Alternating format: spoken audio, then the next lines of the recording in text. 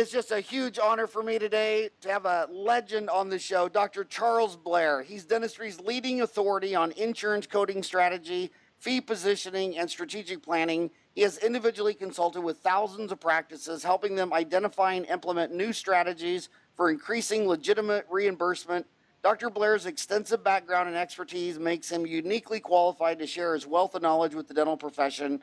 A widely read and highly respected author and publisher, he currently offers several publications: Coding with Confidence, Administration with Confidence, Diagnostic Coding for Dental Claims Submission, Medical Dental Cross-Coding with Confidence, and Insurance Solution Newsletter. Also, through his expertise, he founded PracticeBooster.com, which optimizes insurance administration and aids in maximizing reimbursement.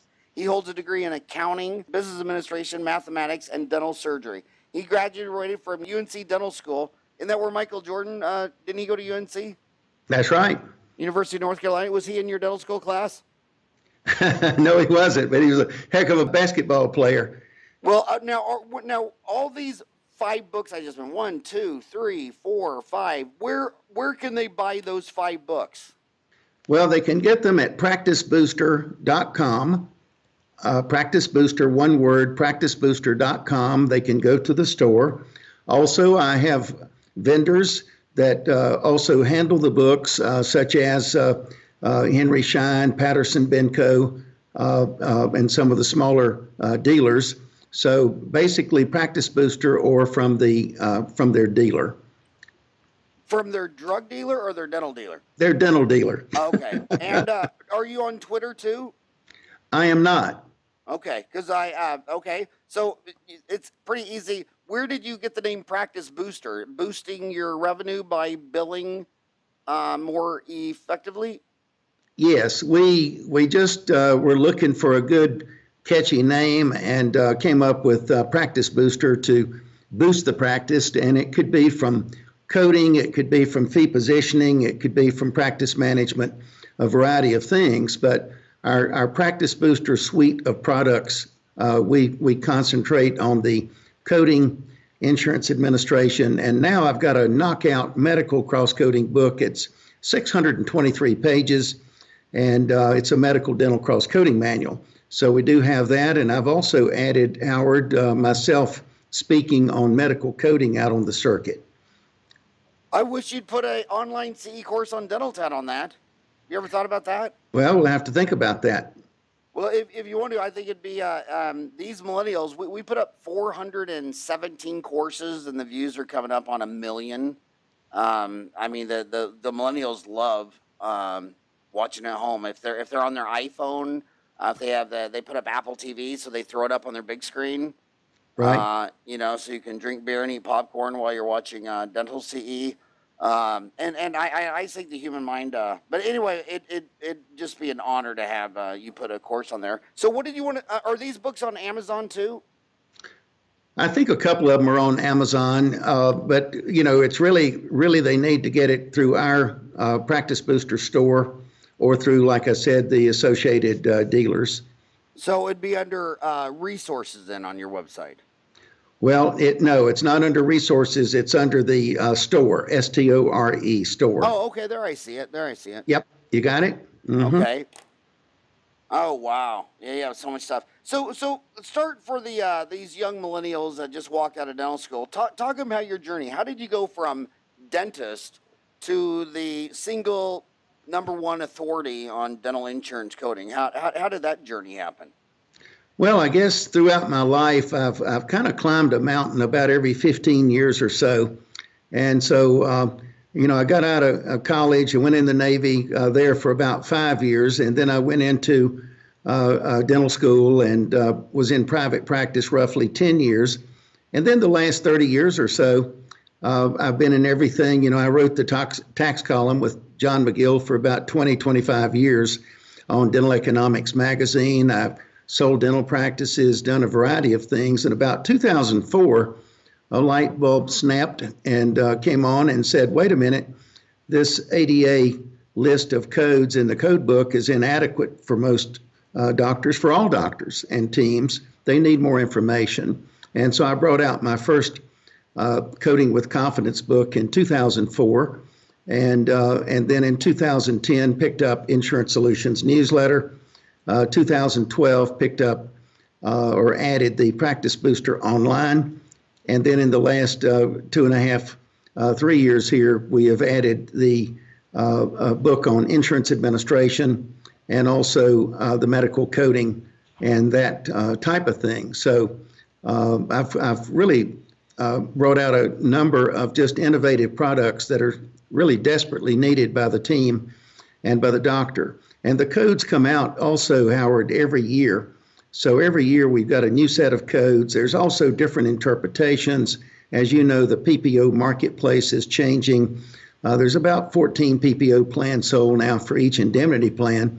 So the name of the game is PPOs, and downstream will be EPOs. That's an exclusive provider organization where the patient has to go in network. If they go out of network, they get paid nothing. What's EPO stand for? Exclusive provider organization. And that means that the employee must go in network. If they go out of network, they get zero. So a lot of these doctors now have, they're not a member, say, of Aetna. Well, they've got Aetna patients coming in that are out of network and pay, some out of pocket, hopefully just a few lattes. And but the EPO is going to be a disaster because if they don't go in network, they're going to have zero benefits if they go out of network. So that's one of the trends. We've got a couple major trends in dentistry. One is the shifting sands to PPOs. Another one is the corporations, as you know, coming in.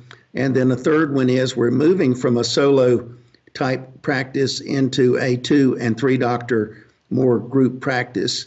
And I think that we will see particularly the formation of the 2 and 3 doctor practice. I think you're going to really see that accelerate in the next 5 years. So you got out of school in 74, and I got out of school in 87, and we would just bill Delta $1,000 for a crown, and they'd pay half. We'd bill them $1,000 for a root canal. They'd pay 80%.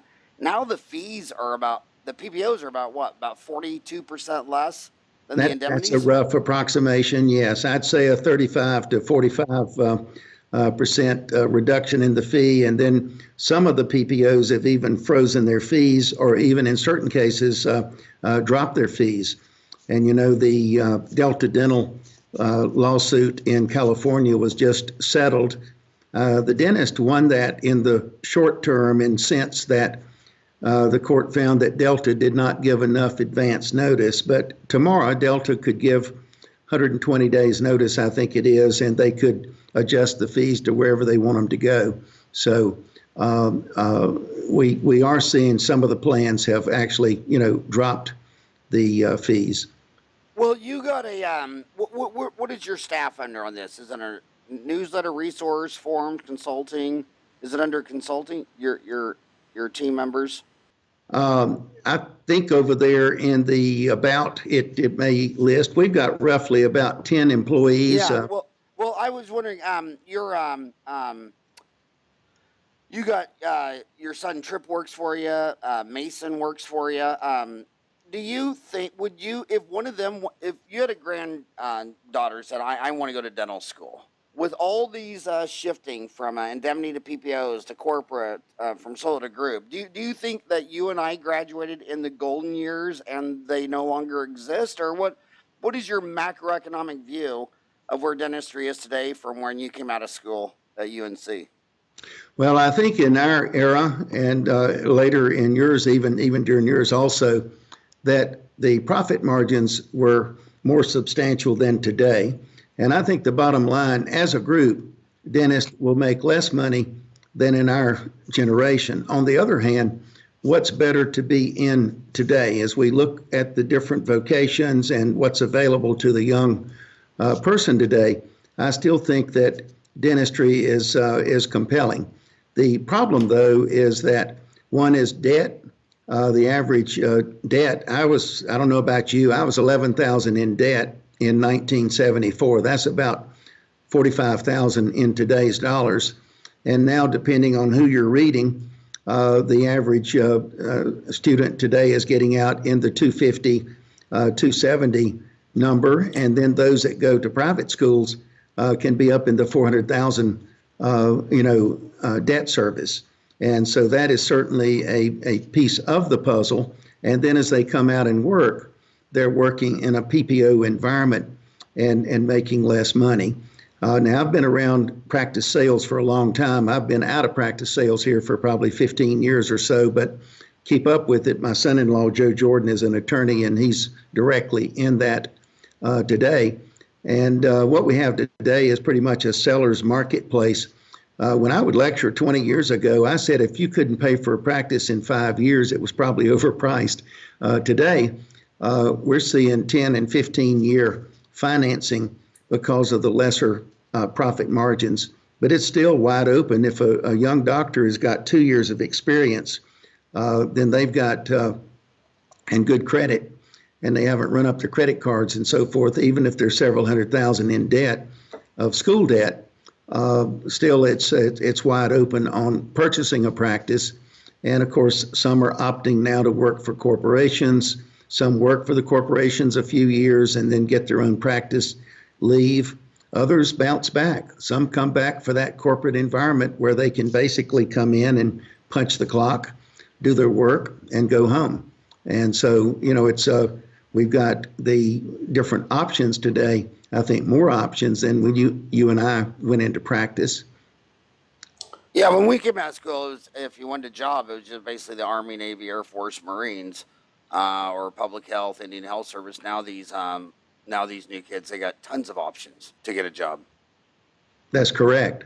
I mean, they can get jobs all day long. What did you want to talk about today? Well, first of all, do you think the PPOs will turn into EPOs, and this will just continue to deteriorate earnings for the next 10, 20 years?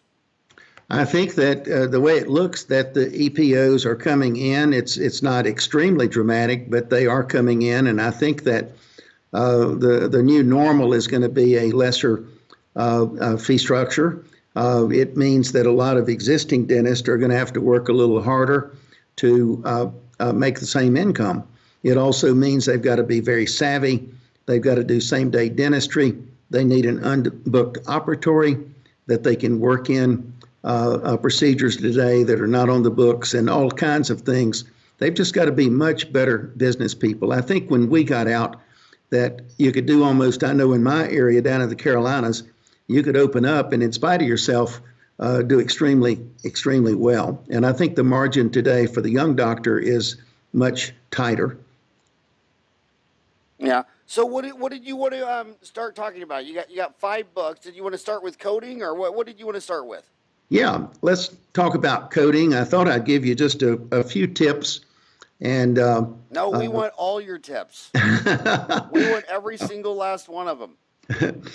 So I thought I'd just give some codes that maybe folks don't know so much about or have not heard of or whatever. And I would say that one of the number one codes that is underutilized is the Palliative Code, and that's code D, as in Delta D, 9110, 9110. And the Palliative Code means emergency visit, minor procedure. And the key on this, Howard, is that you've got to write a narrative, and narratives electronically can't be more than 80 characters and be guaranteed to get through to the insurance company on the other end of the circuit, but you always could do an attachment with an unlimited amount of information. The Palliative Code means a minor procedure at that emergency visit. Things such as adjusting the bite, maybe the tooth is sore, removing decay, putting IRM in, smoothing the sharp edge of a tooth, painting something on an aphthous ulcer. So I would invite our viewers to certainly look up code 9110. A second code at the emergency visit that we don't see utilized is code 0460. This is the pulp vitality test. And the pulp vitality test means, of course, as you know, it could be percussion, hot and cold application, electric pulp test. At the emergency visit, if I'm just looking at the patient, writing a prescription, consider 0460. The typical practice is going to use 0140, the problem-focused exam. That burns up an exam, takes an exam away from the patient. And so we would like to decrease if you will, the count of code 0140s and try to use more appropriately 9110 when we can, code 0460 when we can. And so that's at the, the emergency visit.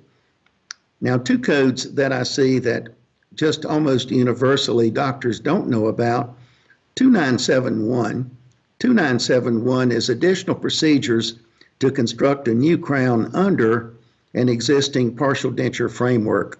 So Ms. Jones wears a partial going in and out of the mouth, and now we've got to make a new crown. Well, we've got to send that impression to the lab. We've got to send the partial to the lab, and the lab doesn't do that for free. They're going to charge a surcharge of typically $50, $60 extra. And so a lot of doctors will just jack up their crown fee. But the problem is if I'm in a PPO, it just increases my write-off. So there is a legitimate code for these additional procedures. And by the way, the CAD/CAM doctor, the doctor with CERAC or Plan Scan, it's 2971. And the fee on that is roughly $150, $200. Put down your crown, separately put down 2971. A second code that a lot of offices don't know about is sectioning a bridge. And this is where, say, a 3-unit bridge is failing, and we're going to keep a good crown retainer in the mouth. So we section, we polish what stays in the mouth, and then we extract the crown retainer portion along with the ponic of that 3-unit bridge. 9120 is for sectioning and polishing. Separately, we would code out 7140 for the extraction. So that's a couple of codes that are not as well known out there. And the 9120 is in addition to the extraction. Now we find on Howard, in the area of implants, there's a lot of confusion. And part of the implant-related codes are in perio. For instance, the guided tissue regeneration, the membrane. There's a resorbable membrane, 4266, a non-resorbable membrane, 4267, and those are in the perio area.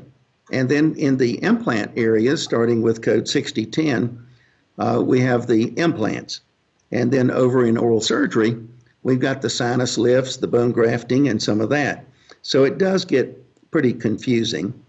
I would say that the number one confusion in terms of submitting an implant crown is the two systems.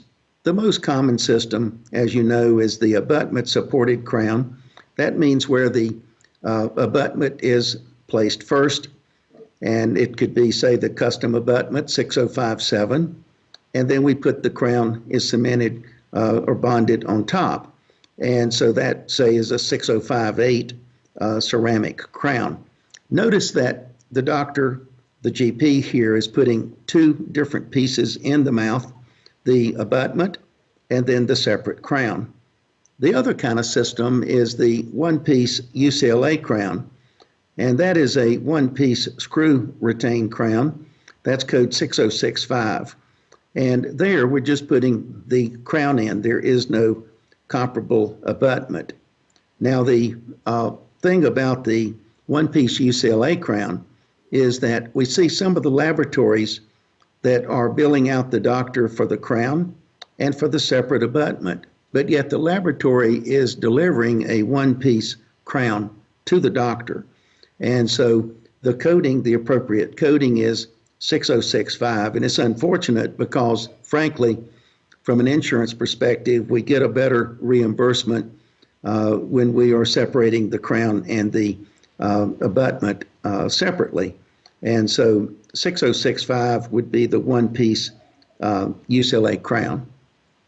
Another area that we find that a lot of doctors are not aware of is that the codes for implant overdentures have been changed, and the 6058, the 6059 overdenture is now gone, and in its place is 6110 to 6113. And this is a removable overdenture, and a lot of offices don't realize that we've got these new overdenture codes.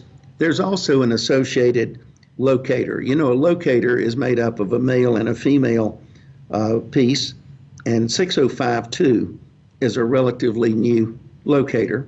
So that's what we see, Howard. I think that's kind of hot in the implant area. We've also got some bone grafting. 7953 is the bone socket graft. So we pull a tooth and we put a bone graft in today. That's a 7953. If we put an implant in today and simultaneously put in a bone graft, that's a 6104. So I know I'm spouting out a lot of numbers here. What I would suggest is the listener just kind of jot down some of these codes and then go into the resource materials to look them up and that type of thing. Another area that is relatively new is we've now got a new code for, it's 4346.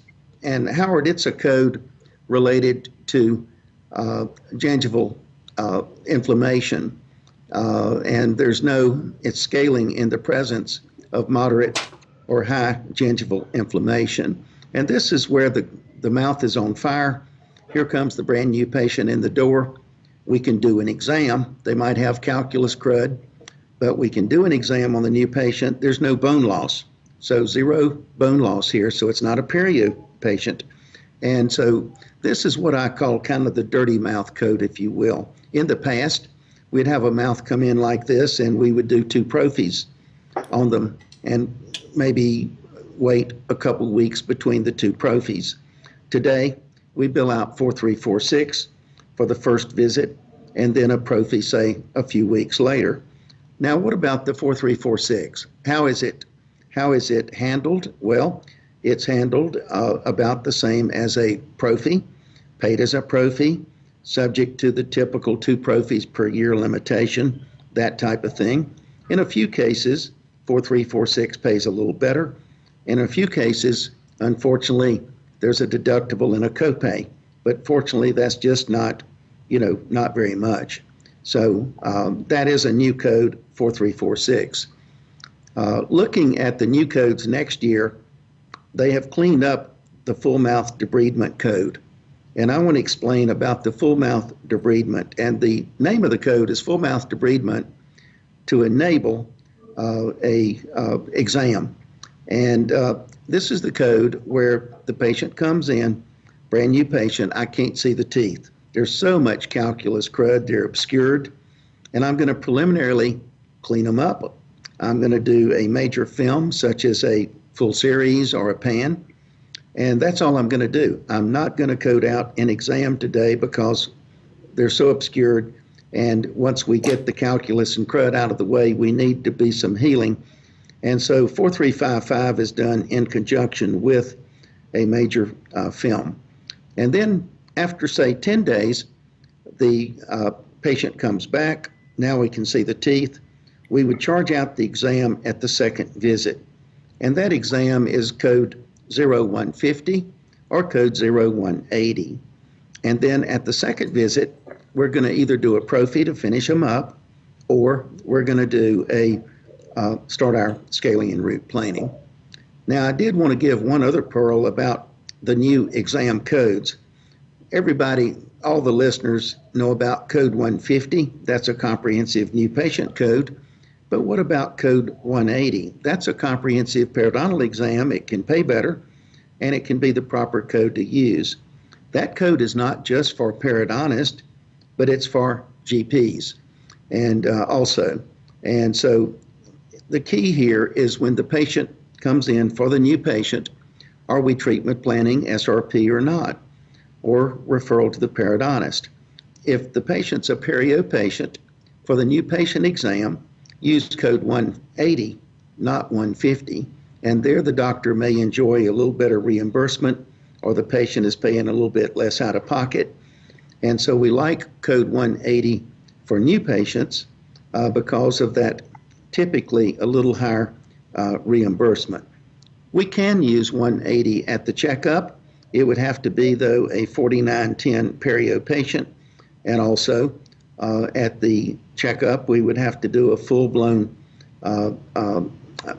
probing and charting. And remember, all of the exam codes, the doctor has got to see the patient unless it's a special state where the hygienist can independently practice something like that, then it may be a different story. So that's how that works. I would also say that one other area, and I've got just a couple more, and then I'll just kind of pause for any dialogue. Scaling and root planing. There's some confusion about that. Insurance companies are basically looking for three things with scaling and root planing. They're looking for a 4 to 5 millimeter pocket depth, bleeding on probing, which indicates active periodontal disease, and then they're looking for particularly bone loss. I can't get on the root of the tooth without some bone loss. And so we're seeing some crackdowns here, some tightening. We're finding too that doing 4 SRPs at one time, 4 quadrants on one date, unless that's prior approved with a specific reason, that's going to be what we call disallowed. By the way, as far as these PPOs go, there's a term denied, and this is where, Howard, a lot of folks leave money on the table. Denied means that the company's not going to pay for it, but the patient can be charged. Disallow means the company's not going to pay for it, and you cannot charge the patient. So that's how the difference between denied and disallowed. And I guess the final thing I want to talk about is orthodontic records. We're seeing more and more doctors getting into Invisalign and various aligners and so forth.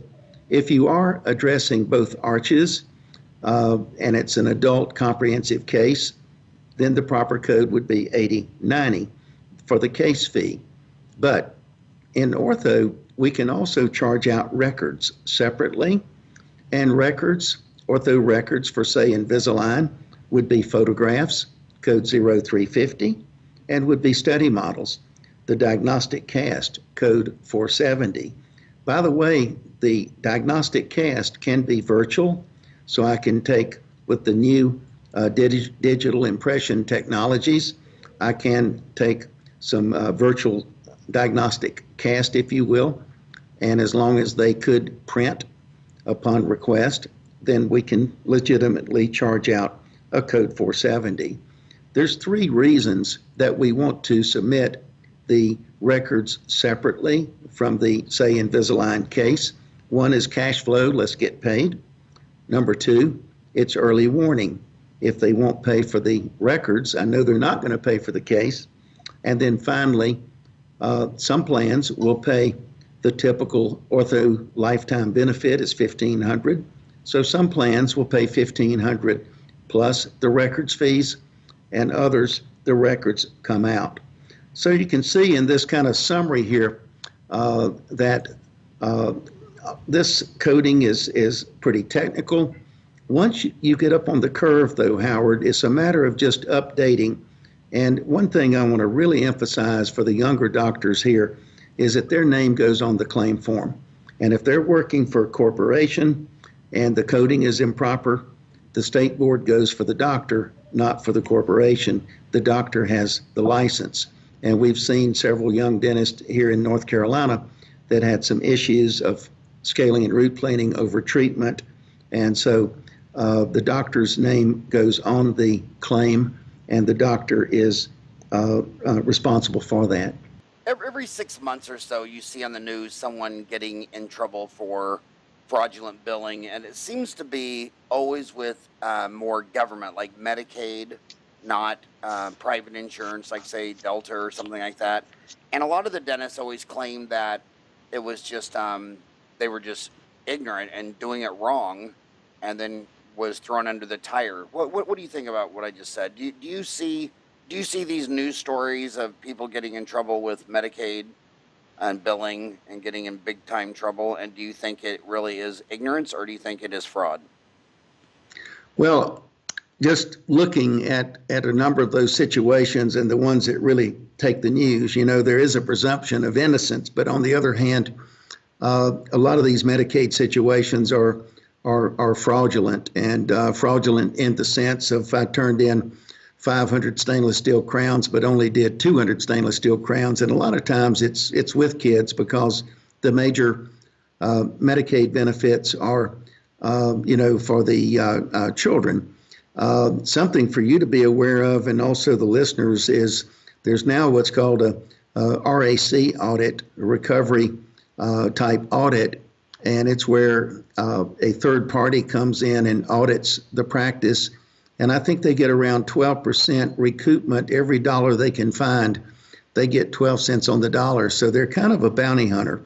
And I think the people that really have exposure is like if you own, 4 or 5 different Medicaid offices, and if there's some allegation of wrongdoing, then depending on the state and their protocols, they might suspend payment. And you can imagine the cash flow if you're getting almost 100% Medicaid checks is a disaster if that would be held back. So the ones that you see that tend to make news are the Medicaid, because a lot of times it's huge amounts of money. A lot of times there's maybe multi-doctors in that clinic and so forth. But we see the other traditional companies, the Deltas and so forth, others certainly taking action on, fraudulent action. I agree that they don't make quite the headlines that probably the Medicaid, has. I want to talk about, before you go on to your next subject, I want to talk about you. I've seen you lecture several times. As far as PPO strategy or fee positioning or strategic planning, do you see, some dentists say, I'm so sick of all this insurance, I'm so sick of all these PPOs, I'm just going to drop it all.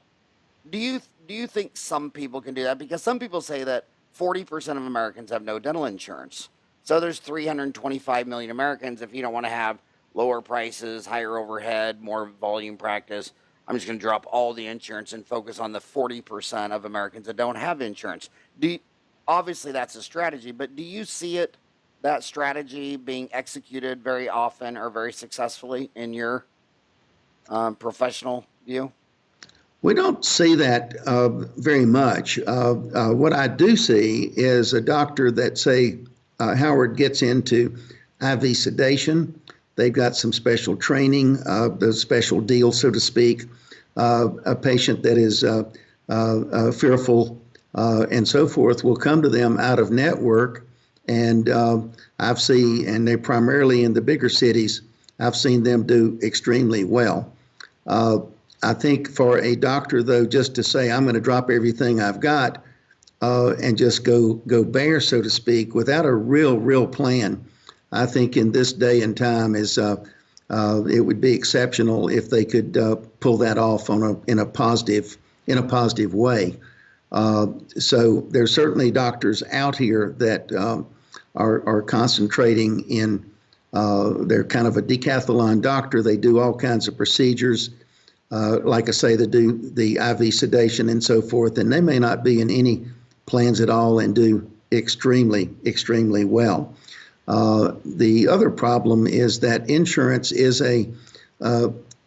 undergirds the average patient coming in that has dental insurance and getting treatment and so forth, and to give up that component would be awfully tough. So I think a lot of people just might say, I'm going to drop everything, but they really need to have a plan if they're going to do it. I would also urge them to phase out. Now, one thing about it, though, is that to just join 30 plans and be in everything in the world, I think is just crazy. And I would look at being in 4 or 5 plans and then an in-house discount plan for people that don't have insurance would be another option. It's not dental insurance. But this day and time, and there's probably nobody that fought this more than myself over the many years. And I used to have a little checklist. I'd tell doctor, do all these other things before you even join a plan. And a lot of them couldn't get the checklist done. But today, the marketplace is so different today, and with the number of PPOs out here, we're at the point now that roughly 95% of dentists are at least in one PPO at this point. What percent? About 95%, or at least 90, in one PPO. Now, the one PPO out there is Delta Dental for the most part. Okay, so if you call Delta, so Delta is technically a PPO? Yeah, they are the gorilla, and Delta is definitely a PPO. Now, Delta has two levels. There's Delta Premier, which is I'll call it a high-end PPO, and then you've got Delta PPO that's more comparable with the fee structure to the other PPOs. Delta Premier, though, the problem with this Delta Premier is employers today just don't want to pay the higher premium. And so Delta has got serious problems throughout the country of employers opting for the cheaper PPO plan, and yet Delta has a lot of these grandfathered premier doctors, and a grandfathered premier doctor gets the premier fee from a PPO patient coming in. So what do you think Delta will do? Well, they're doing several things around the country. There's 4 or 5 states that, for instance, California, if you sell your practice to somebody or you bring in an associate or whatever, then they're at the PPO fees. They can't come in and be grandfathered as a premier. And then I understand in California also that if you move your practice geographically, that you've got to be, you lose that grandfathered status. Or if a doctor opens a second location geographically somewhere else. And then there's 4 or 5 other states that have similar situations. So Delta Premier is their high end. What's their lower end called? It's just called Delta PPO. And traditionally, there was about a 20% difference between the two. And that is decreasing. What some states have done, for instance, Tennessee, I understand, has frozen the premier for the last 6-7 years or so. And then the PPOs has been increased a few percent per year. And let me say this about Delta too, and I'm not a big insurance basher or whatever. They business-wise have been put in this position of where the market has changed and the employers just don't want to buy the more expensive premier level policy. And that's what's going on. Oh, dentists are just whiners. I mean, when Americans go buy their iPhone, do they have some insurance that some salesman got the boss to pay for iPhone insurance or smartphone insurance? I mean, the fact that these guys go out and sell. I mean, what do you? How much insurance do you think they sold last year, or for 2016, or? How much insurance you mean? Yeah, I mean, what did Delta do in 2016? Wasn't Delta like 19 billion or something? They're like 1 billion just in California alone. I would again, I don't know the exact number on that, but I wouldn't be surprised. You know, our profession at this point, I think, is what 115 billion or so is roughly the dental profession, and Right. That would be the total billings, if you will. And insurance, a lot of offices in the cities particularly, they're 60, 70%, if not higher, dental insurance. And You mean 60, 70%? dental insurance. Now, they may or may be out of network on some percentage of that. But in other words, 60%, 70% of the people walking in the door have got a insurance policy. Okay, Now, so you're saying 60 to 70% of the patients came in with insurance. Came in with not insurance. 60 to 70% of revenue. That's right. Yeah. That's right. And right. so, I mean, the data is clear on that, is that when people have dental insurance, they're far more likely to go to the dentist. they are, and that's And very if the clear. dentists don't like it, they give the American Dental Association $1,000 a year dues. They don't sell any insurance. And then here's Delta and all these companies selling, billions and billions of dollars of getting employers to pay for billions and billions of dollars of subsidies for their patients, and all the dentists get is whine about it and bash them. when it's the marketplace? And if it's so damn easy to go sell all this expensive dental insurance, why don't you sell your dental office and go start a dental insurance company? I mean, Yes. obviously it's easy. I mean, obviously you can just walk into any company. And what was the one the ADA was trying back in the day? It was hilarious. It was, what was their plan where there'd be no middleman, no But insurance, direct reimbursement, yes, direct that was the reimbursement. fantasy. That was Oh the my fantasy about God. 45 years ago. And explain to the kids what these idiots really thought would happen. Explain direct reimbursement. Well, this was, again, 40, 50 years back. Time passes. But the profession felt like with dental insurance coming in, the profession could have a competing product that kind of cuts out the middleman. And so the concept of direct reimbursement is that the employer sets up a plan, and let's say the first $500 is reimbursed to the employee, dollar for dollar. The next 1,000 is reimbursed, say, at 50 cents on the dollar. And so the employer self-funds, sets up a plan of direct reimbursement. And what's good for the employee and for the dentist is that anything is covered. So it could be tooth whitening, doesn't matter, any kind of valid dental procedure. Now, the problem was there was no brokers to sell it. There was no networks, if you will. Also, it did not hold costs down in any way, and so forth. And so the bottom line is it's just kind of gone by the way. I believe it's around 0.3% of the marketplace at this point. So it's a non-factor. So yeah, and how many millions of dollars did the ADA spend and how many years trying to get this off the ground?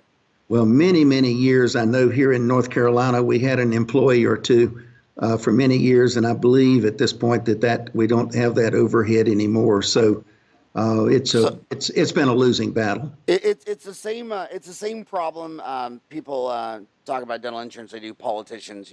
People always say, "Well, they should have done this." And it's like, hey, your politician had a choice between A and B, and what you're talking about wasn't one of those choices.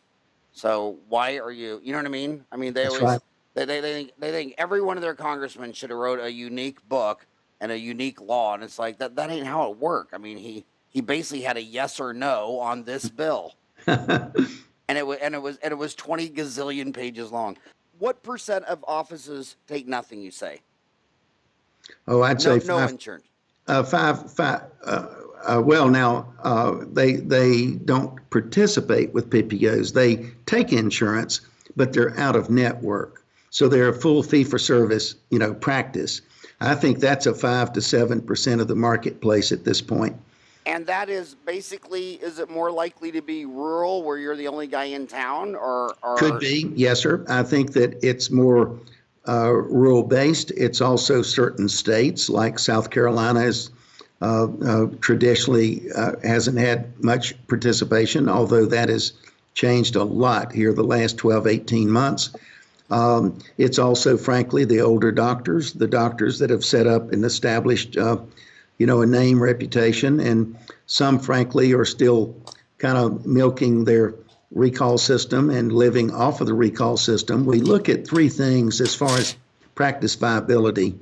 We look at collections for the last 3 years. We look at new patient flow for the last 3 years. New patients would be code 150, code 180. And the third thing we look at, Howard, is how busy is the doctor? Is the doctor solid?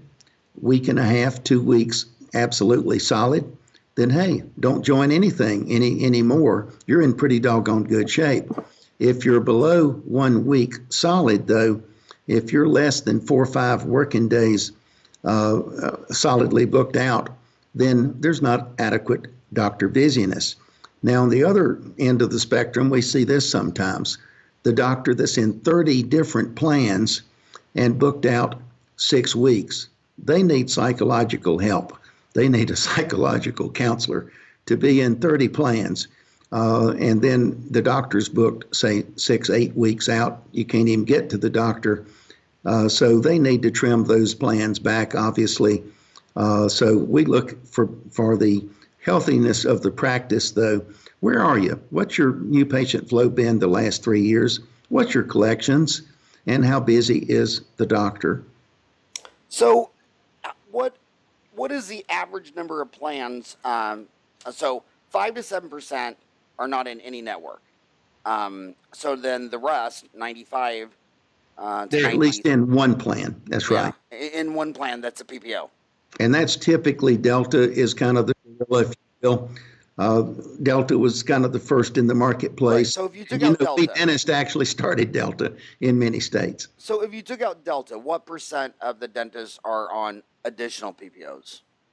I don't have hard facts on that particular one, but I would think that I would say at least I think at least 60% would be more than 2 PPOs at least. Okay, so let's.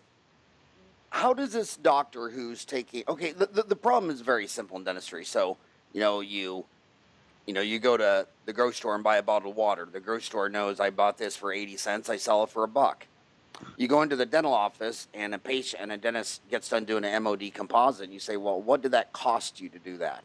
Taking all your overhead and divided by the time you were in there, how much did that cost? He has no idea. And then he signed up for 15 different plans. So he doesn't know what it costs to make the filling, the crown. I mean, I've never met a dentist in my life who got done with a hygiene check and I stopped him and I said, hey, you've been checking Mary's hygiene for 12 years. She just did a cleaning exam and bite wing. What did that cost you? What did you make? Did you make money? So they have no idea what their costs are. And they're signed up for 15 different prices on a PPO. What resources would you recommend to that doctor to have someone come in and evaluate if you're on 15 plans? What resources would you recommend? Well, we don't do this, but there are companies out there that do the PPO negotiations and so forth, and either the doctor and their team or a professional negotiator should be negotiating with that PPO either on an annual basis or every 2 years. Absolutely. And a lot of doctors. Do you think these are successful? Well, again, it depends. I mean, are you hearing good feedback on these PPO negotiators? In general, I would say yes. The thing that the negotiators know is that there's out here called leased networks and things that are seeking people in their networks. And let's say that a traditional PPO just won't negotiate with the practice, but yet that PPO might be a member of a leased network, and this leased network over here that has multiple PPOs in it will give you a better fee schedule. So there is some sophistication there. Also, some of the PPOs will not negotiate with a third party. Also, Delta Dental historically has not really negotiated. It's more of a take it or leave it. And so it depends on your, I'll call it your portfolio. If the only thing that you're in is just Delta and maybe a PPO that won't negotiate with a third party, then a third party negotiator is definitely, not for you. When we look at these PPOs, we look at fees. What's the fee structure? Number 2, kind of what's the quality of the patient? What is this base of this group? And then number 3, what's the administrative hassles? And so what hassles do they offer? And that's how we kind of look at a PPO of whether to drop it or not. And another thing I want to emphasize, Howard, is that you always put your full fee on all claims. You never, ever put a PPO fee on any claim form. And so for our listeners, that is very, very important to put the full fee down. So we do that for 4 reasons. 1, I want to measure write-offs. Number 2, I want to, with the write-offs, is it a good or better? Number 2, I want a full fee so I can capture any PPO increase. Number 3, if it's dual insurance, then the secondary carrier needs to know what the full fee of the practice is. So those are, some reasons there. And then another is to put the full fee down to influence the PPO with your overall fee schedule. So we see some errors. What offices don't know when there's dual insurance and there's PPOs involved. The PPO with dual insurance is going to control what the patient pays, but they do not control how much the practice can make.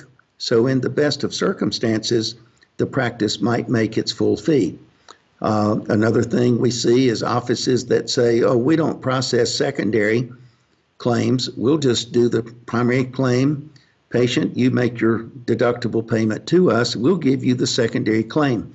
And then that money comes to you. No, no, no, no.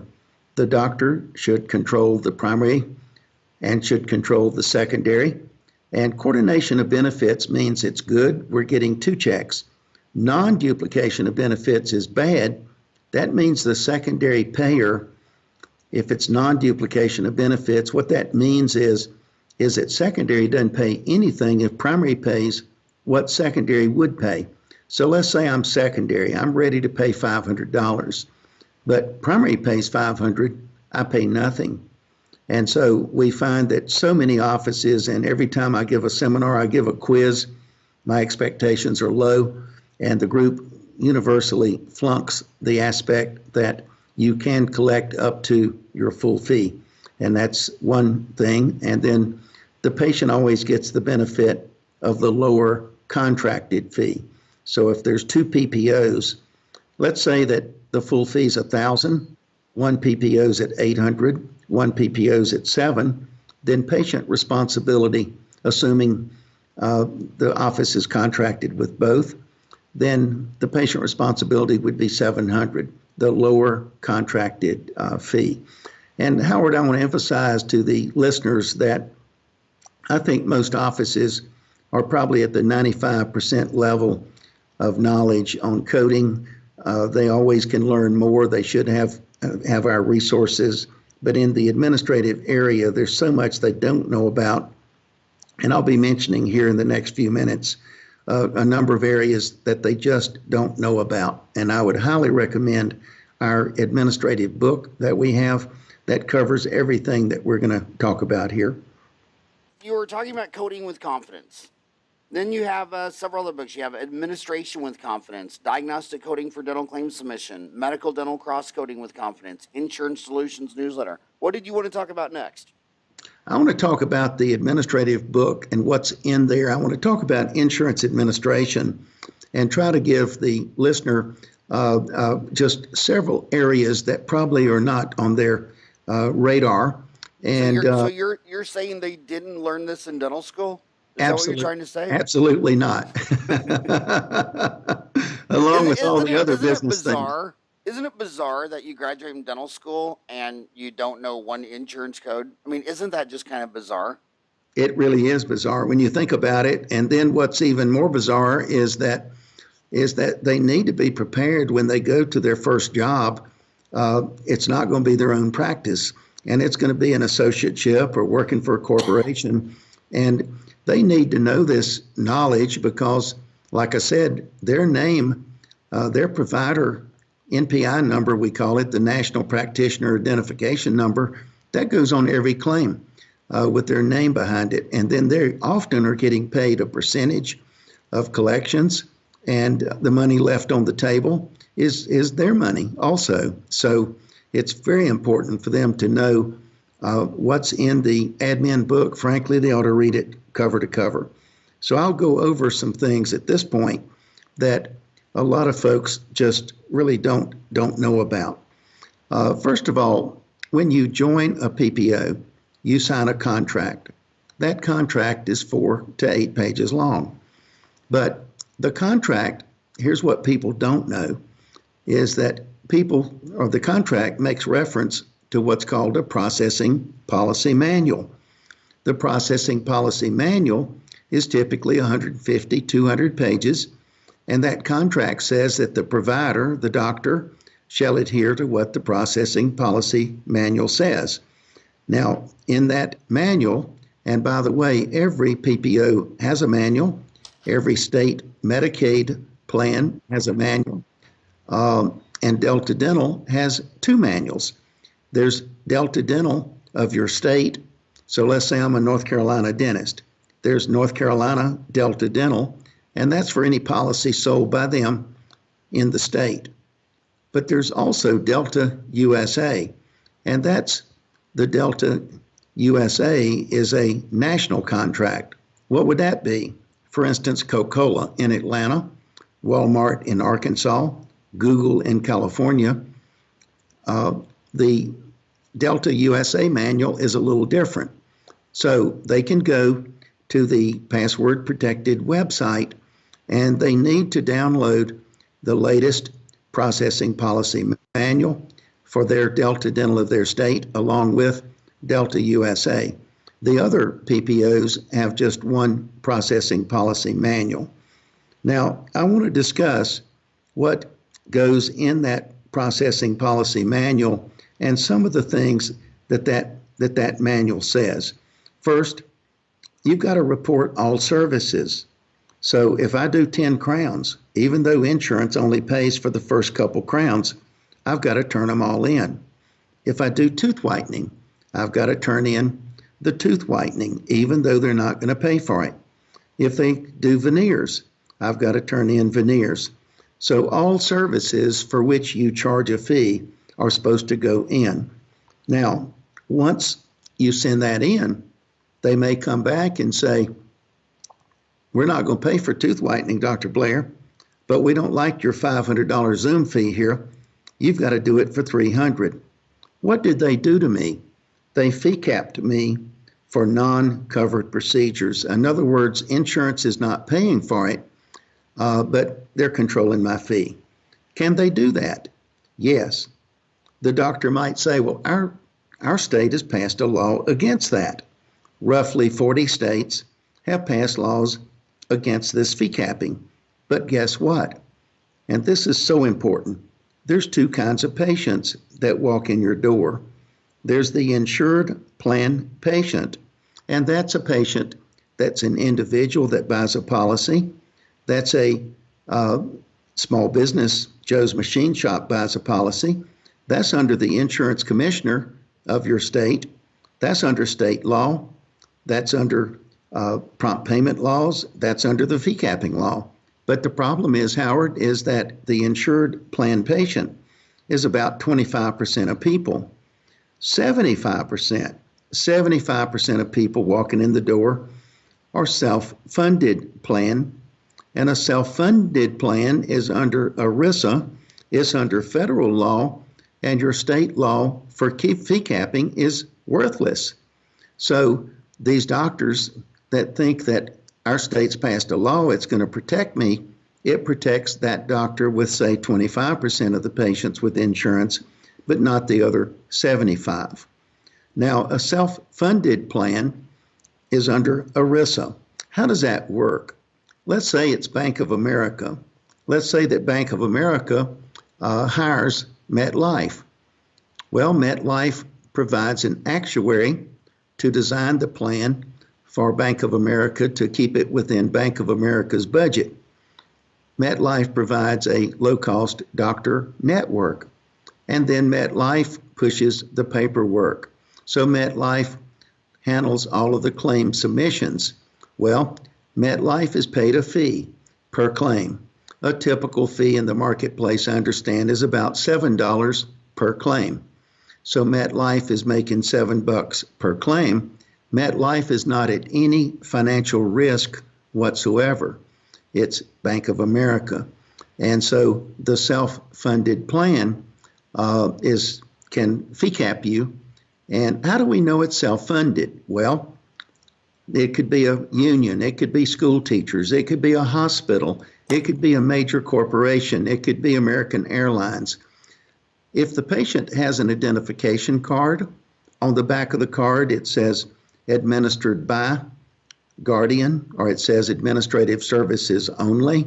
So if there is a patient card on the booklet, and by the way, when the patient brings in their booklet, that's the technical name of that is summary plan description.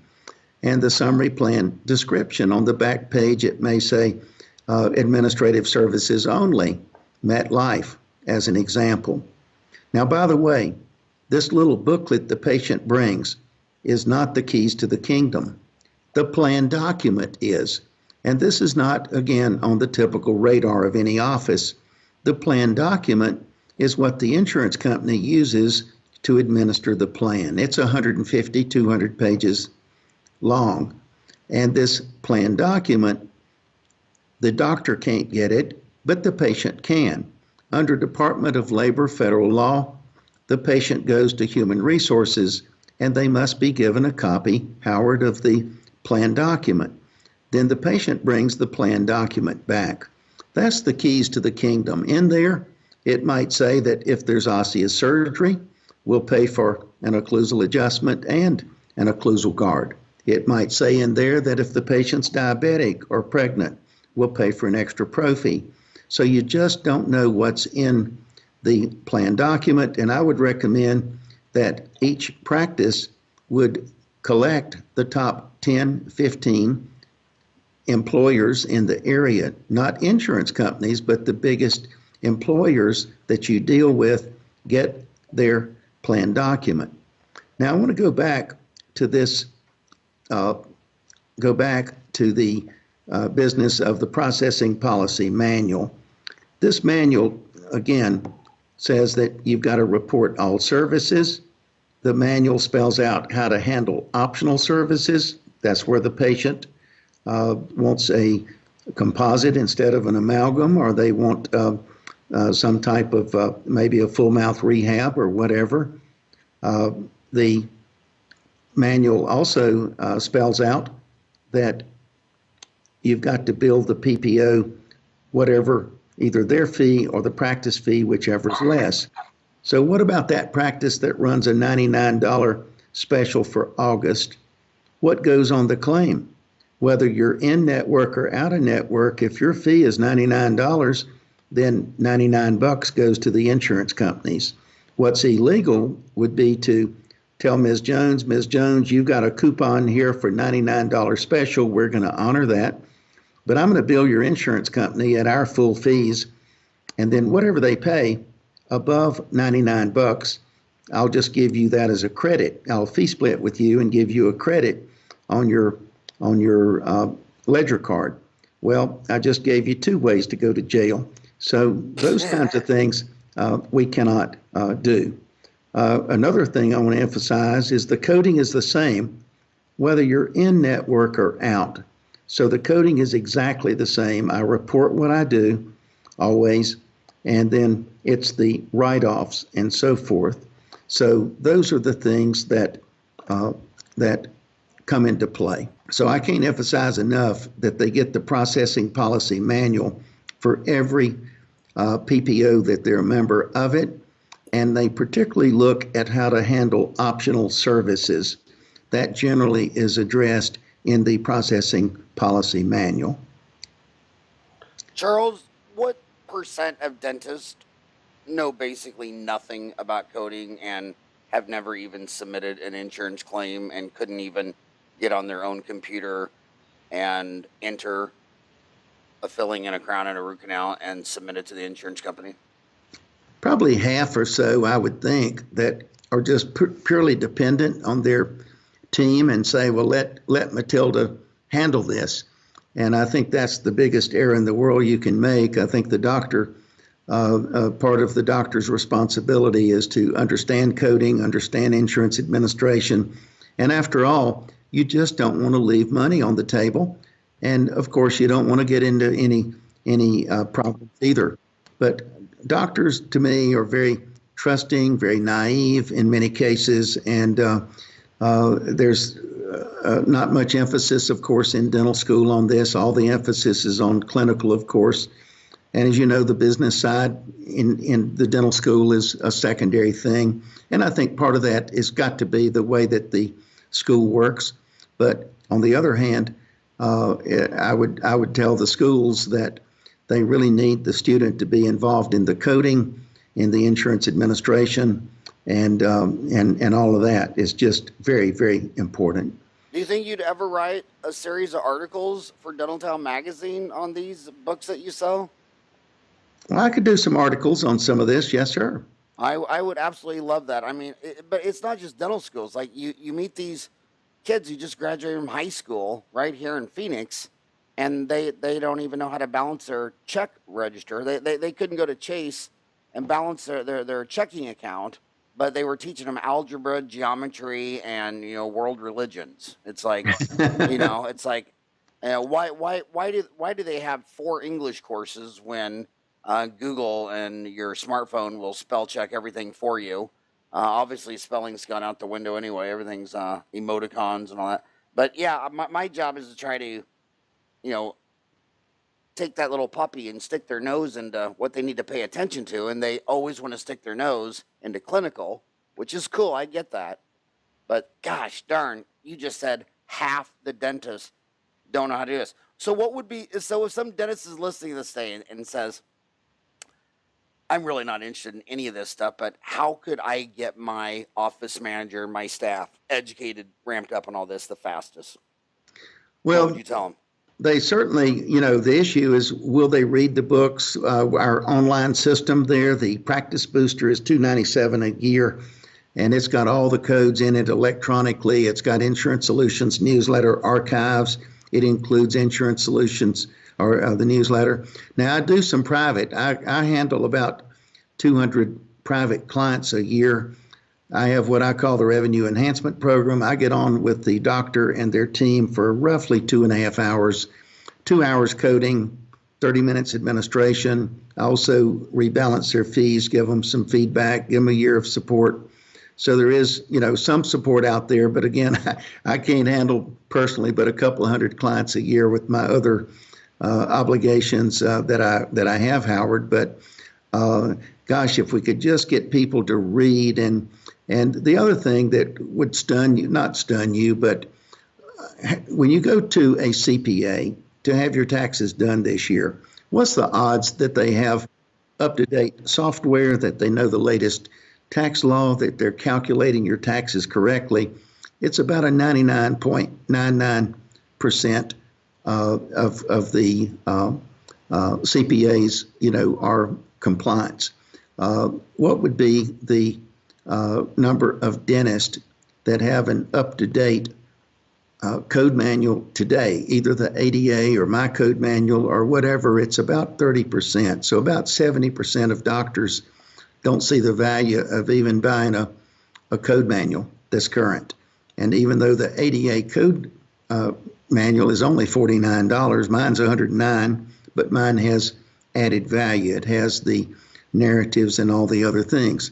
So I would say that this day and time, and this is one reason why I think we're so vulnerable to the corporate dentistry, is that those dentists that opt to be independent, they've just got to be efficient when it comes to OSHA and HIPAA and coding and insurance administration, all up and down the list. You've got to be efficient at that, or you're dead meat today, and your profit margins are less. You've got to be a great marketer, all this other, and that's all above and beyond, as you know, the clinical side.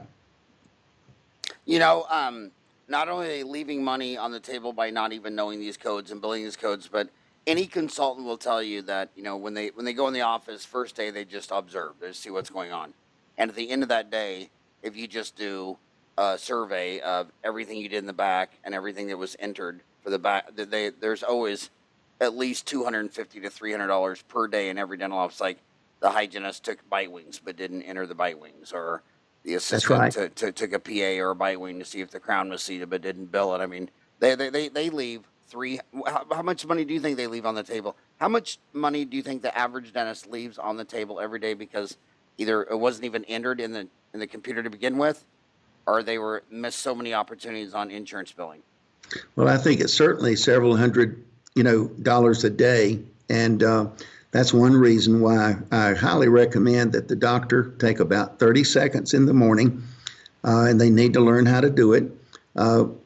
Just hit the button in the computer and get a productivity report for yourself for that morning, and then at the end of the day. This way, you just take 30 seconds to look. I did 2 crowns this morning. Is that in the computer? I did a core buildup today. Is that in the computer this morning? And do that for the morning, do that for the afternoon. And of course, what's my goal today? That type of thing. Some people monitor. I advise at least a 15% same-day dentistry revenue. So in other words, if your goal is $5,000 for the day, 15% of that should be same-day dentistry. In other words, was not on the books today, and we work that in today with our unbooked operatory, that type of thing. I've got a couple more comments I wanted to make here before we get to the end of our session. I wanted to mention that discounts are typically okay. For instance, the preacher comes in. I want to give my preacher on an individual basis 50% off today. It's $1,000, but we charge him $500. Grandma comes in. My neighbor comes in.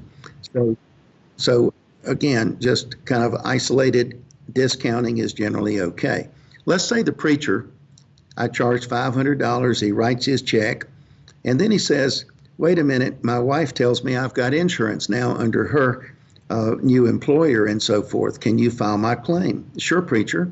What goes on the claim form? The 1,000 or the 500? Well, it's going to be 500 because that was my specific fee today for the preacher. Let's say the preacher comes in the next visit and I say, hey, preacher, you got great insurance now. You know, it's so good, I'm not gonna require you to pay a copay or deductible. Preacher, he says, oh, great. Now what's wrong with that? Turns out every state has laws against copay forgiveness. Every PPO contract says you can't do copay forgiveness. ADA Code of Ethics, if you're a member of the ADA and abiding by the ethics, you're not supposed to do copay forgiveness.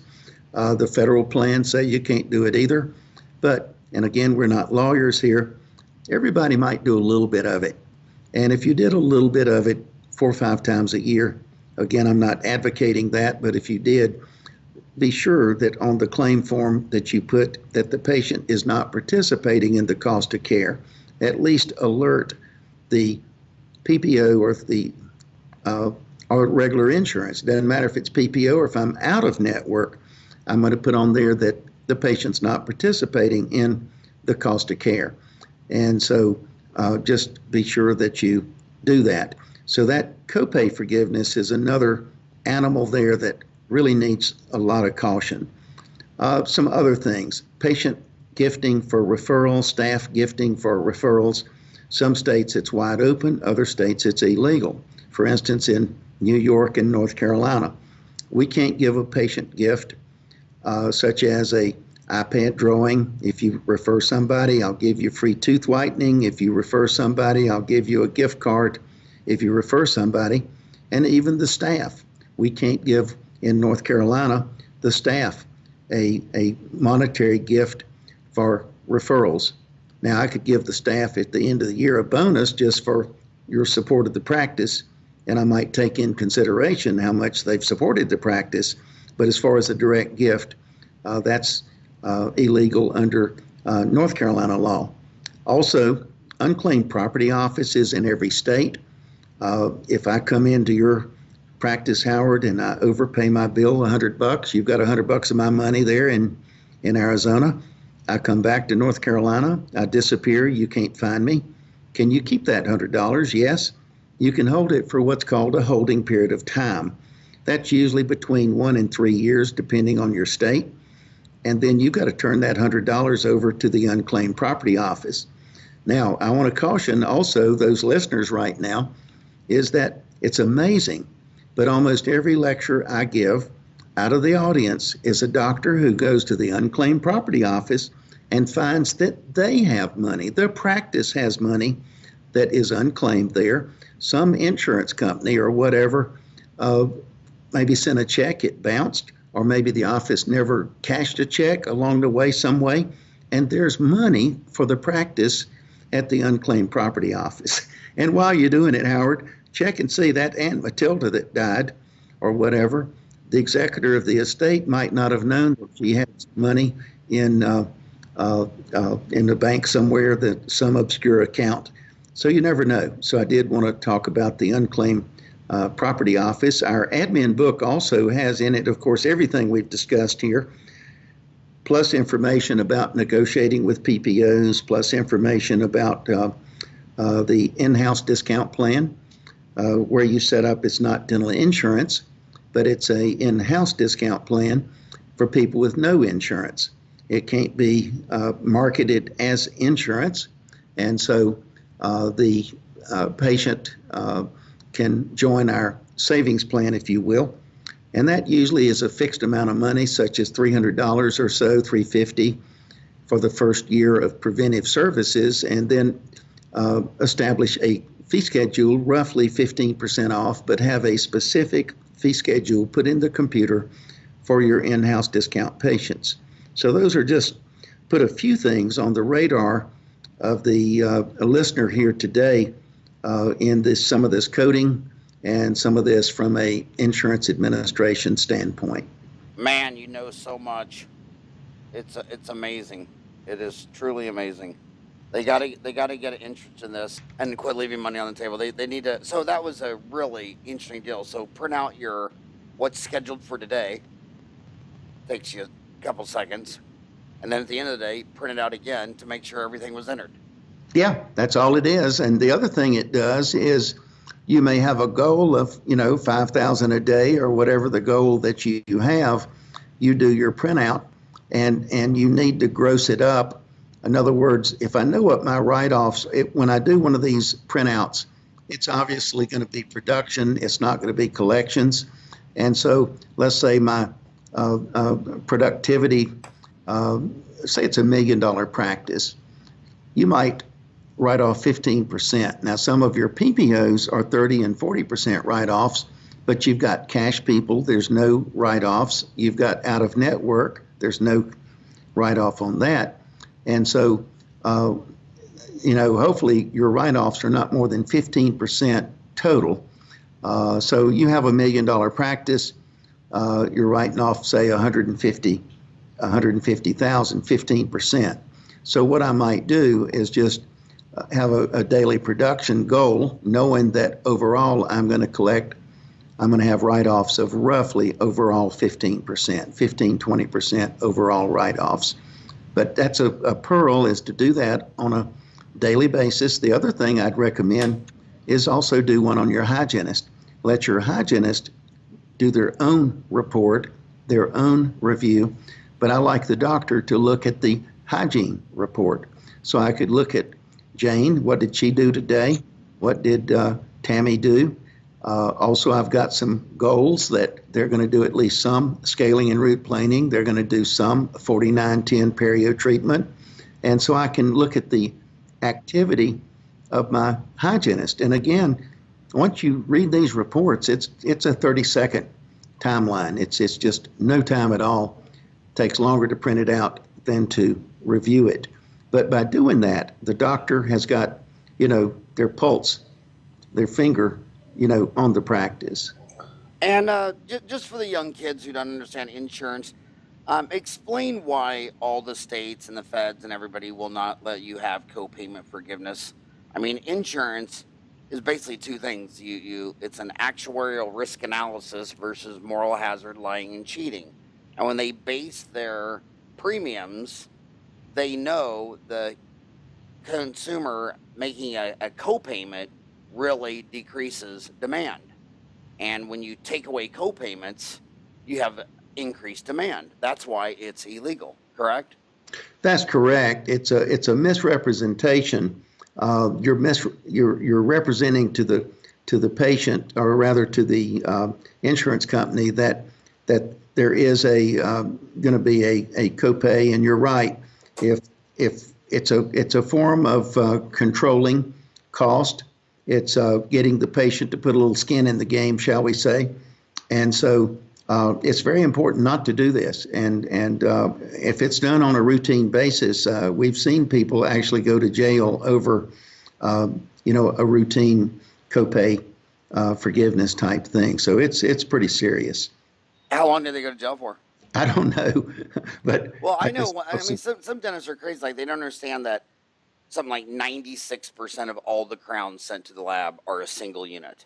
So then some that's right. Einstein will decide, well, I'll tell you what, Charles, you need a crown on 30, but I'm going to bill a crown on 30 and 31. The insurance will pay two halves, so you won't have to pay me anything. That's Well, right. then the insurance has these algorithms that they buy, and they go through to find red flags. They'll say, okay, the average dentist bills 96% of their crowns one at a time, and here's Frank over here, and he's billing a third of them two at a time. So then they come in the office, and the claims that you sent within your state are civil and fines and penalties, but the claims that you mailed and crossed the state line are now federal racketeering. That's why Al Capone went to jail. They didn't get him on murder and booze and drugs and gambling. They got him on mail fraud. Yeah, And and got I him know on a dentist. IRS, I think, too, didn't they, for filing false claims or tax returns or something across lines or whatever it was. Yeah, So you start doing mail fraud, it's 5 years per claim. I know a guy who went to jail for 5 years, and he just had the perfect practice and a beautiful wife and two kids. And next thing you know, he lost everything. Went to prison for 5 years for billing two crowns to get two halves for one. And it's just and so the problem with the young kids is they're young and they have these older dominant personalities trying to talk them into do something. What's good wording? I always say, well, you don't want me to risk my license and go to jail, do you? Because who would say, oh yeah, I do. So you need to remember Nancy Reagan when she was all big in this say no to drugs, that she really believed that a lot of these kids are offered drugs and they don't even know what to say, so they just do it. And what wording would you give to these young kids that are just coming out of school, where older people they're going to ask them to do things that are illegal?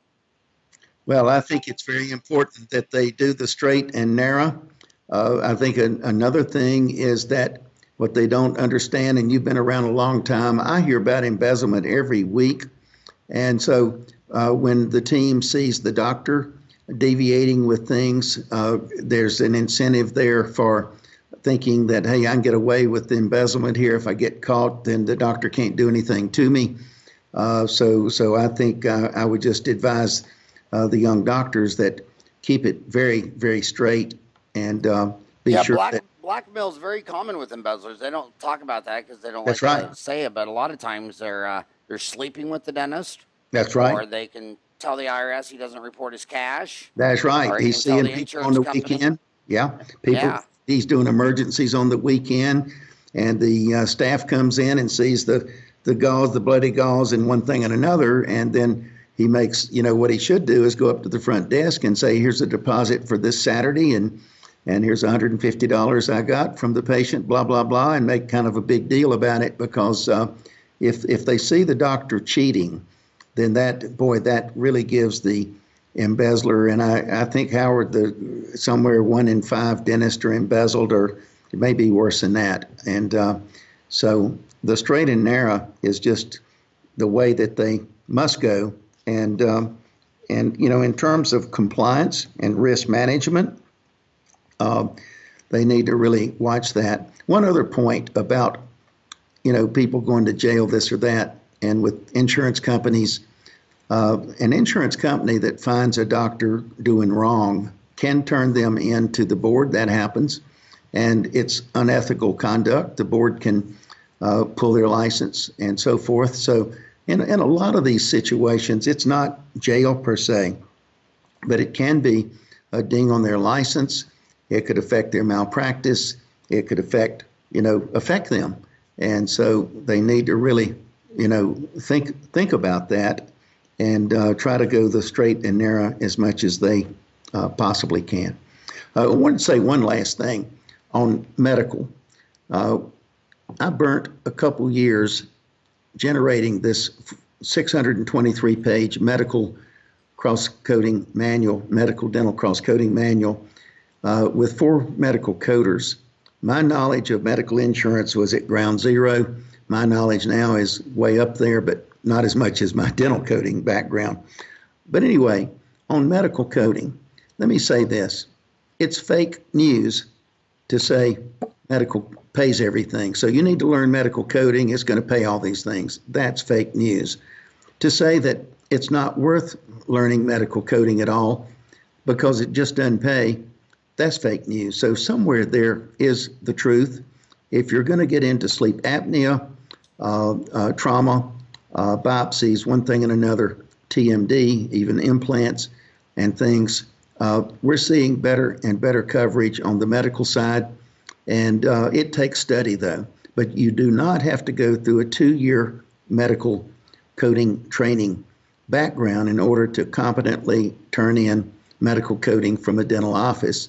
If you really apply yourself, you're willing to learn, willing to read, we've got a manual that I think is just dynamite and for the medical coding. And that is coming in more and more. One other thing we're seeing, Howard, is that up to 10 states now, 10 states are requiring on the dental claim. The dental claim has ICD-10 coding on it for 4 ICD-10 codes. And so we're seeing some of the Affordable Care Act plans requiring ICD-10 diagnostic codes. Also, some of the pharmacies are calling dentists in certain situations and saying, I need a ICD-10 diagnostic code. So you're going to hear more about this.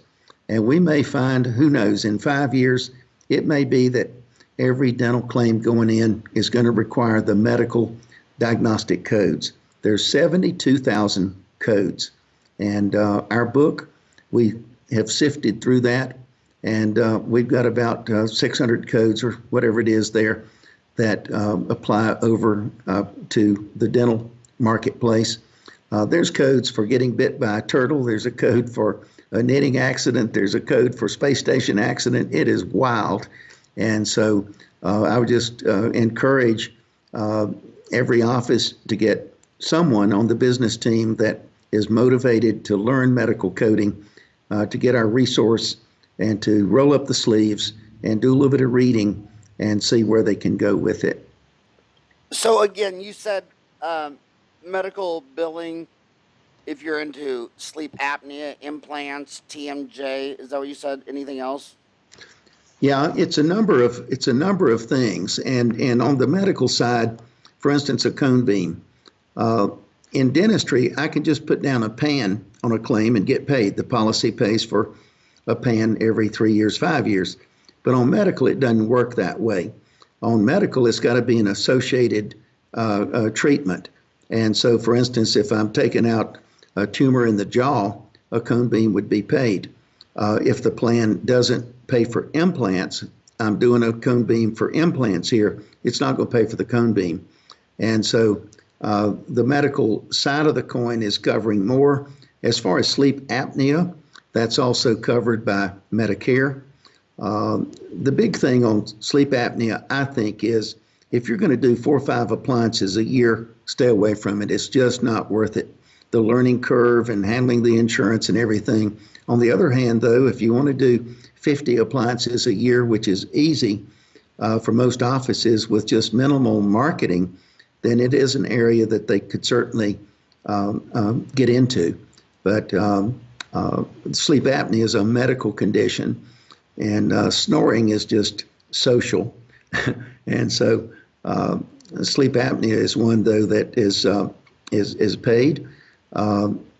What you watch out for, though, on the medical side, we're seeing more and more deductibles, copays, one thing and another, and that affects, of course, the coverage for some of these services by a dentist.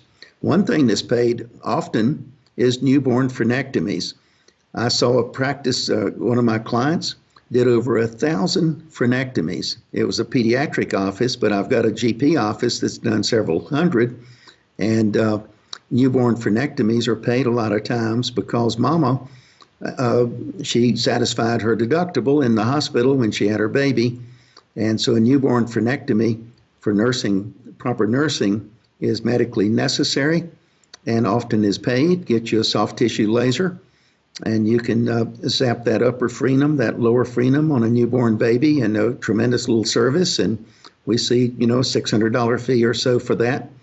And also patients will pay, out of pocket, of course, to to have proper nursing there out of the newborn.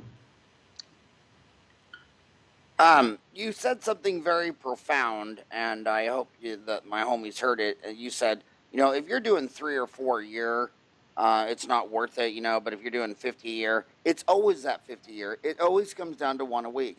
I don't think there's any evidence for anybody getting good, fast, profitable quality when they're doing a procedure less than once a week.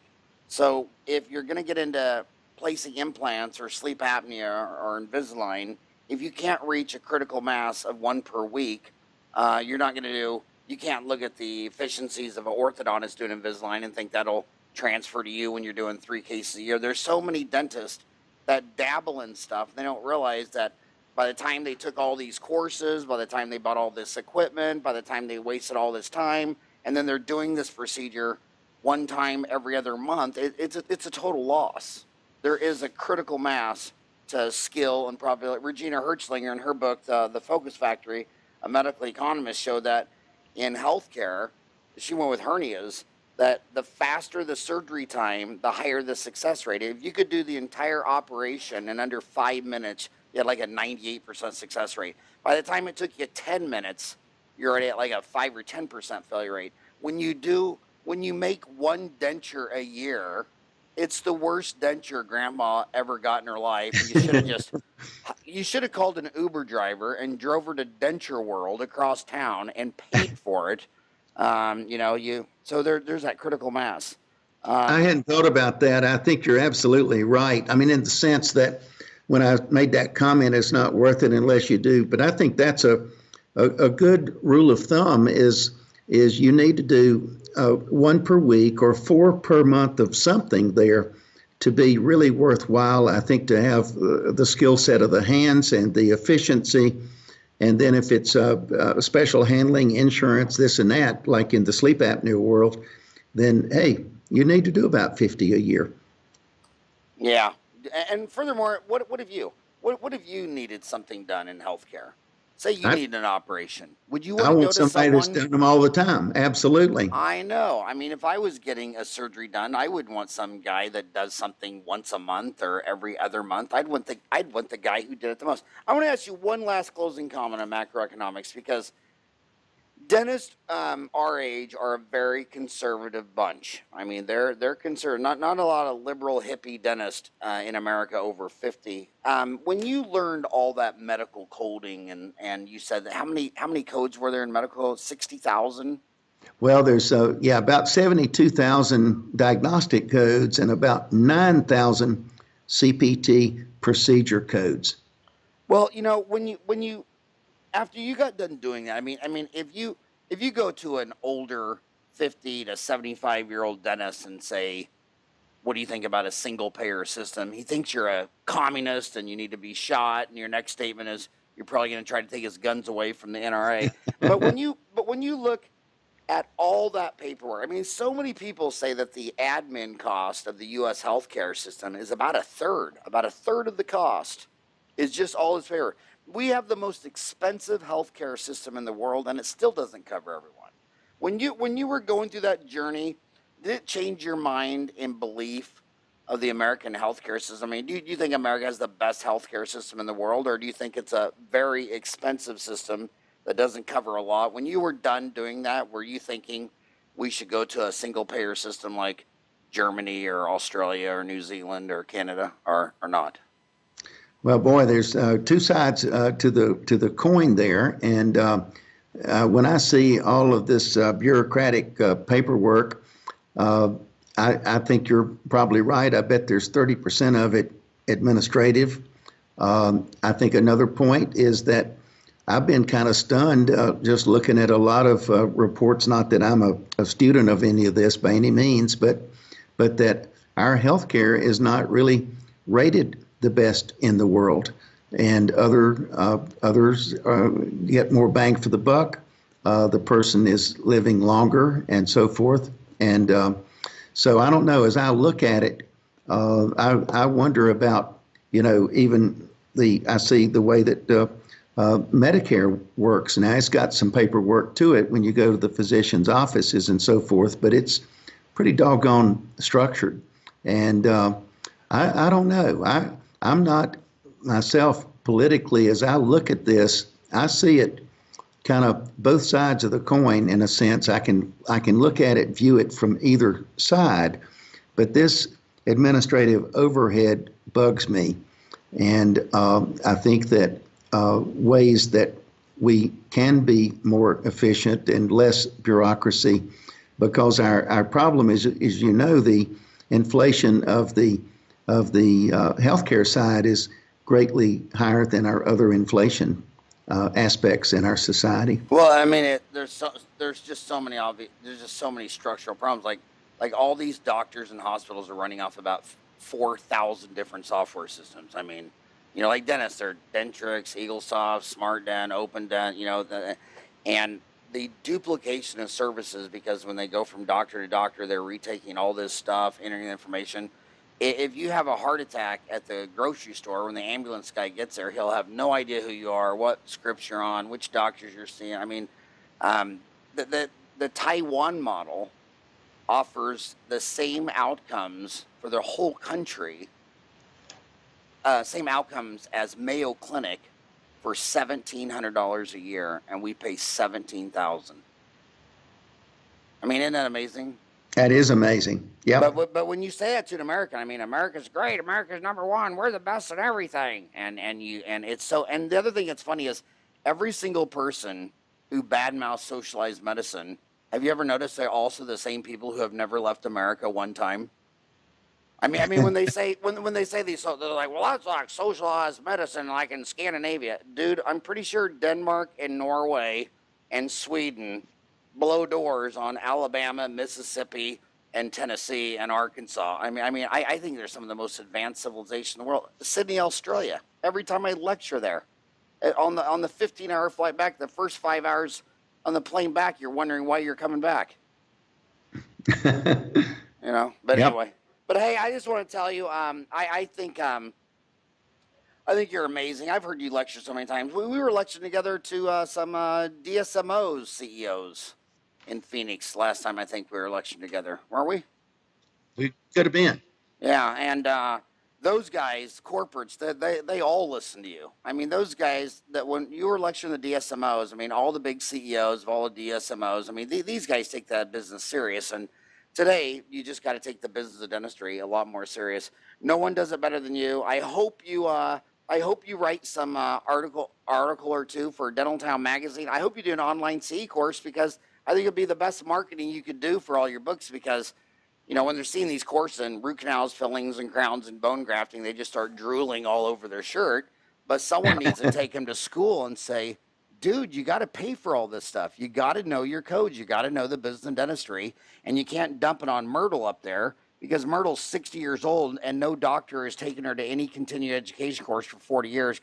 Just because she's been a front office manager for 30 years, if no one's investing any time and money and resources into her, I mean, she could be making the same mistake, you know. He's got 1 year's experience 30 times. Exactly. And that's the difference between when people say the endodontists, they say, oh yeah, those endodontists get out of school and they've only done, 20, 40 root canals. I do that a week. Yeah, but you do your same root canal the same 10,000 times over 40 years. In endo school, every root canal is, everybody's looking at it, everybody's talking. Every one of them's a different case. You know what I mean? Exactly. Yep. But so it's not even Steven. Again, Charles, thank you so much for all that you've done for dentistry, all that you've done for Dental Town. Thank you so much for coming on the show today and talking to my homies. Well, Howard, thank you so much. And also, I want to applaud you, because what you've done, and seeing you in the early days of Dental Town and taking it to where it is today, it's just a tremendous voice and a tremendous forum for our profession. And so I salute you likewise. And thank you so much today. And by the way, when you were talking, I went to Dental Town, and we got that search bar, and I like to show everybody out, because that damn search bar cost me $50,000. It's a Google appliance. I put in your name, Charles Blair. I mean, it pulls up 100 threads, and you're like Open Dental. I mean, all your fans are raving fans. No one's ever posted That Charles don't know nothing about nothing. I mean, everybody says the same thing. Get Practice Booster, learn the codes, total value. So if you don't believe me and Charles because you think we're just too old and senile, just go to Dental Town and do a search for Charles Blair, and you will find that he has raving fans, thread after thread after thread. So again, thanks for coming on the show, buddy. Thanks again. My pleasure.